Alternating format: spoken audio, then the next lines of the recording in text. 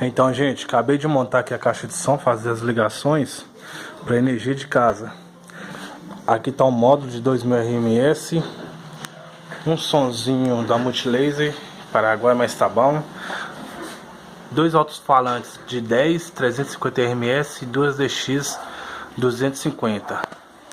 Uma fonte de notebook para o Multilaser e uma de computador para o módulo. Vamos ver então como que ficou. Ligando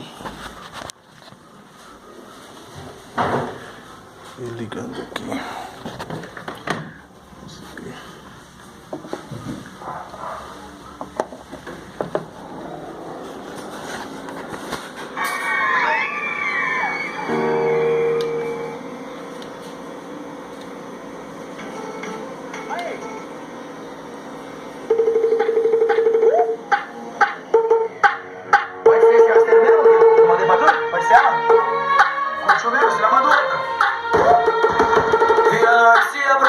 E na janela do castelo de madeira uma rainha. Eu tava carburando pra se e pra tentar adivinhar o que passava em sua mente.